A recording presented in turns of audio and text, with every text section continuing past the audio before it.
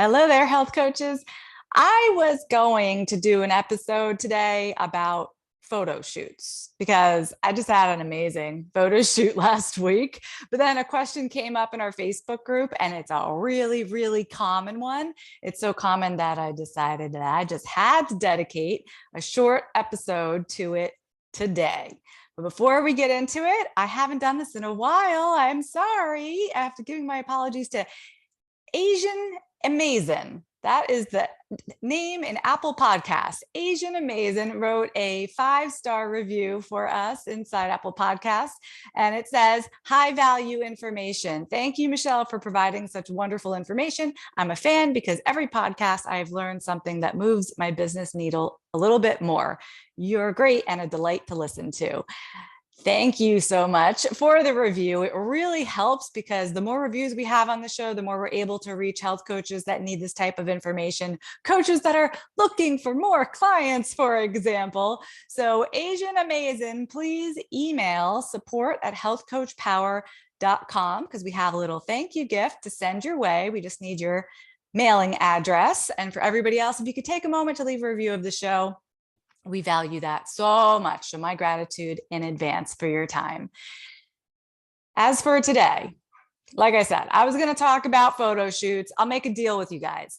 If you would like to hear more about having a photo shoot, what do? Maybe you're planning one of your own. Maybe you need some tips. You're not sure how to hire a photographer, where to do your photo shoot. Just hop over to our Facebook group. It's at healthcoachpowercommunity.com. And let me know that this is interesting to you. If we get enough interest, I'll definitely bring that topic to a future episode. But today I thought this was really important because it was actually Gabriella. So Gabriella, if you're watching, you tipped me off when you said, I'm a brand new health coach and I'm having trouble getting started. My biggest struggle is finding clients.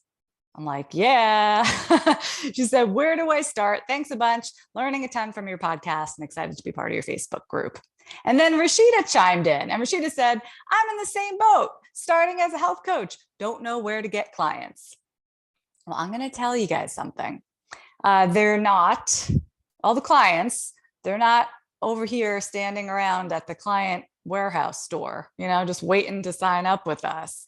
I wish, because then I would tell you where to go to get clients. I'd say, well, take 95 to exit 15, make a left at the light, and boom, that's where they all are. If only. But it's not like that. This is why marketing exists. Marketing is a big term. There are lots of things that fall underneath marketing, like advertising, like pricing, like packaging, like a zillion things come underneath marketing. So it's not even as easy as telling you market yourself, right? Because if it were that easy, we'd all be doing it.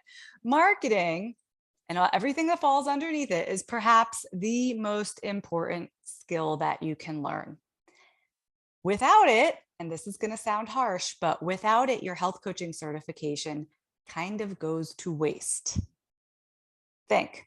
You can know a ton about health and wellness and functional medicine and hormones and gut health and this, that, and the other thing. But if you don't know how to market yourself, it's hard to find clients to work with, and therefore it's hard to actually help anyone.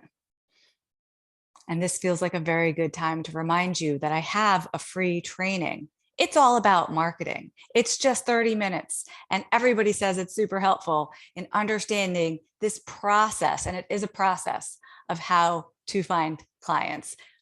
It's a result of several efforts all working together. And you can get that free training at healthcoachpower.com/training.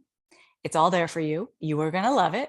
And you'll see why there's no simple answer. I can't just give you the direction to make a left at the light and boom, that's where you're going to find clients.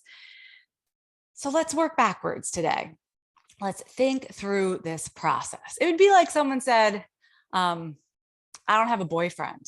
I don't know where to find a boyfriend. There's no one place you can go to find a boyfriend, right? Or, anything like that. It's a complicated question. So I want to work backwards. In order to have clients, you all know this already. I don't even need to tell you. To have a client, what do you have to do first? You have to have a consultation, right? Because it's inside that consultation that you offer your services to somebody. We're not just standing around on the street with a sign that's like health coaching package, price, and like collecting cash. That's not how it works. So if we want clients, we need to book consultations. Are you having consultations? Because 0 consultations automatically is going to mean 0 clients. So there's a little bit of clarity for you. If you need clients, your question really needs to become, how do I book more consultations? Now, on the off chance that you're having a lot of consultations already, right? Then you can pinpoint where the problem is. You can say, well, I had 10 consultations this week and I still have 0 clients. So then we know there's something going on in that conversation. Like maybe there's something off about the way that you're talking about your services. Maybe there's something off about your pricing or your packaging. This would be great because we could say, okay, we know the problem is happening during the consultation and we can fix that. Absolutely. But by and large, and just tell me if I'm wrong, if you're watching and you're like, this doesn't describe me at all. By and large, health coaches don't have clients because they aren't booking enough consultations. Sound familiar? Yeah? Had any consultations this week? Right? Okay. So we'll back up again. In order to book more consultations, what has to happen? This isn't a trick question. This is very straightforward. In order to book more consultations, you have to offer more consultations. The offer has to be out there, not just once, not just like on your website somewhere and like 5 people every month go to your website. You have to be offering lots of consultations. What percentage of those offers are people actually going to take you up on it and book? Not that many. So you got to be making a whole lot of them. Let's look at that. Where are we going to make an offer? Well, it's usually going to happen in the form, some type of conversation, some type of communication that you have to be having with people, obviously. Are you having conversations and communication that allows you to offer a consultation? We could be talking about an in-person conversation.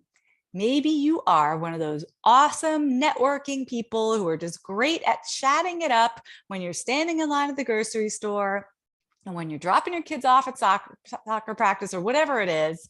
Maybe you're having a lot of in-person conversations. Great, that counts, because when someone starts telling you about their health issues and start picking your brain, what you want to say is, I'd love to talk to you more about that. Why don't we schedule a time next week? That's a consultation. Doesn't have to be in person though. I know that I do all my work from home. It's all remote these days. I'm not having nearly as many conversations in person as I was having 10, 20 years ago. So that's all right. Conversations via email. How about that? Someone you know, someone you don't know, someone from your audience, someone who saw you speak in an event last week, right? You can be having conversations via email. Same thing. As soon as they start talking about their health issues, I'd love to talk to you more about that. Let's book a time next week. It's that easy. What about your mailing list? Do you have a mailing list? Because if you do, you can be making offers to your entire mailing list at the same time. So rather than one offer here to this person and one offer for a consult here to this other person, you can be routinely offering to chat with everybody in your audience all at once, every time you send out an email, right? We're talking about many offers being made. We're not one, not two, many. Now, of course, conversations can be had via social media. Last week, we talked all about ways to get in front of a new audience and build your business without social media, but I'm not going to discount this because I know lots of health coaches who do well when they get into maybe a DM with somebody going back and forth. It's the same darn thing. They start talking about their health problems, start trying to pick your brain, ask for your advice. I'd love to hear more about that. Why don't we put a time on the calendar? And that's all you have to say. You don't have to say, please book a free consultation on my website. That sounds stuffy and a little bit intimidating. Let's put a time on the calendar. Let's schedule a time to talk. That's it. Who can do that? That sound reasonable? Because I find it can be off-putting when we offer our free consultation. It just doesn't sound like something I necessarily want to do. But of course I want to chat with you. Of course, I'm trying to chat with you now over DMs. Of course, I would like to chat with you on the phone. So that to me is like a softer, easier way to do it. Now, what about all of those offline ways that we meet people? Or it doesn't even have to be offline, but off social media. Like I'm thinking, are you holding workshops? Because a workshop is a type of conversation. You're talking to a lot of people in a room at the same time. Of course, it can be a virtual workshop, but the same thing. You're talking to a lot of people at the same time. There can be an offer to book something on the calendar at the end of that workshop. Are you speaking at events? This is the start of a conversation with many people at the same time. Are you appearing on podcasts? That is another way to get in front of a lot of people at the same time. Are you writing guest articles? Same thing. This is you opening up a conversation, getting eyeballs on you from all different walks of life. This is how we start the conversation that leads to, hey, let's chat about it. Hey, book a time on my calendar. It's not rocket science, but can you see when we step backwards, the problem is not that you don't have clients. The problem is that you're not booking consults, and you're not booking consults because you're probably not putting yourself out there in enough avenues to find people to talk to, because that's really all it requires is talking to people. Now, let's say that you are talking to people. I don't know who they are. You found them at the park, whatever. You're having a conversation with people. There are different ways to offer that consult. And by ways, I mean, there's different timing. So I want to talk about a few of them. It can happen right away. It can be the first thing you say, especially, like I said, if you're having a conversation and someone starts trying to pick your brain, the best thing you can possibly do is redirect them into a phone call. Because number one, it's not professional. It's not something you can do or just start spouting off health advice to somebody. And you don't want to be doing that anyway for free. And you don't want to be doing it without knowing more about them and their health history. It's not in service of them either. So the very best thing you can do is go straight from that conversation to let's put a time on the calendar. So it can happen right away. It often goes a different way, though. Often people will get on your email list one way or another, and the offer comes down the line because in 2 weeks from now, whatever, they get an email from you and you're saying, book a time here, schedule a time on my calendar. They're going to start getting offers within the emails that they receive from you. That can go on for years. Sometimes people will get the offer right away and they're like, yes, I would like to talk to this person. I signed up for their email list for a reason. Thank you. And it happens quickly. Sometimes it's years. I've had some of my clients sat on my mailing list for 5, 6, 7 years before they finally did the thing. Okay. Because when they were ready, I was ready too. Another way it sometimes goes is like this. First, we get them to download a freebie or a lead magnet. It's a PDF usually, let's say, and they open it up and we offer the consultation within that freebie. So like, let's say it's 10 breakfast ideas for women with Hashimoto's. They download it, great, they get this free resource from you. And within it, hey, dealing with Hashimoto's goes far beyond what you eat for breakfast. Let's talk about it. And there's a place for them to click and put themselves on your calendar. So that's another way to make an offer. Again, at scale, you're doing this in your sleep. You're sleeping in bed and somebody several time zones away is downloading your freebie and booking an appointment on your calendar. Isn't that the dream? And then in a similar vein, but I want you to just think about this different ways. If we can get people to sign up for a free event with us, it's a free webinar, workshop, 5-day challenge, 3-day challenge, whatever it is, they're going to do something with us. Great. That also means they end up on our mailing list. Take the opportunity. If they're spending time with you, talk about the work that you do with your private clients. Offer them a way to book a call if they would like to do that kind of work too. Lead them through an experience in that webinar, or that 5-day challenge, or whatever it is, that leaves them wanting more from you.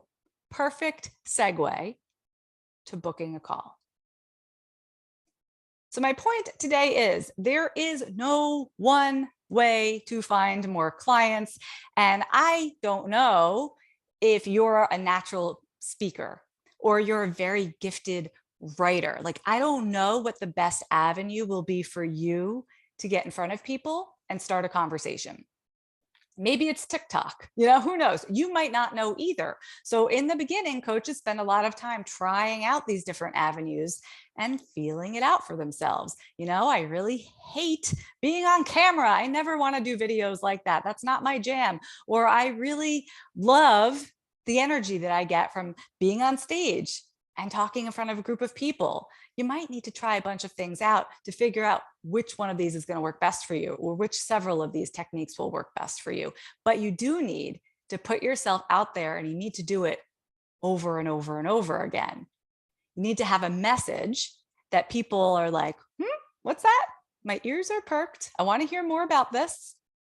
And once you have their attention, you have to offer the consultations, or else you will not have any, and you won't have any clients either. And this is the process. And again, I have this fully detailed inside my free training, Earn a Living Doing the Work You Love. And you can get it now at healthcoachpower.com/training. I will see you all next week.